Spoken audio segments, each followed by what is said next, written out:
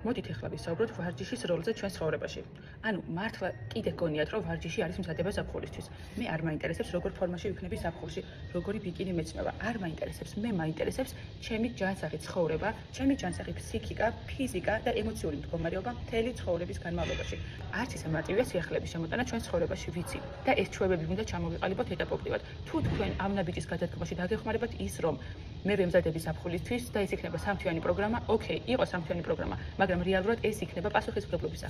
განსაკუთრებით, როცა იმიგრანტი ხარ, ვარჯიში არ არის სასურველი, ეს არის სავალდებულო. რათა შეინარჩუნო სილამაზე, სიჯანსაღე და სილაღე ყოველდღიურობაში. გაიღვიძო დილით ენერგიულმა, პოზიტიურმა, კარგი ფიქრებით, კარგი განწყობით, კარგი შემართებით, რომ მთელი დღე ესე წავიდეს. იმიტომ რომ არის რაღაც წინააღმდეგობები, რაც ემიგრაციის პერიოდში უნდა გადავლახოთ.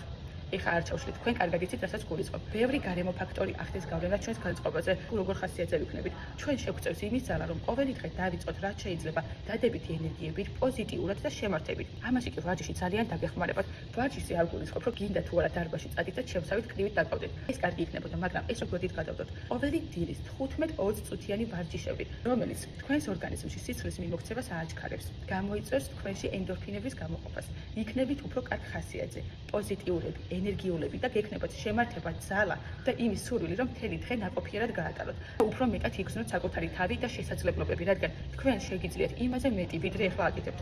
თუ თქვენ ყველაფერს აკეთებთ თქვენი შვილებისთვის, ოჯახისთვის, ახლობლებისთვის, რატო არ უნდა გააკეთოთ ეს ყველაფერი თქვენი თავისთვის? ხომ თქვენ ხართ ის ხე, რომლისგან მიღებულმა ნაყოფმა უნდა დაანახოს გარშემოყოფები?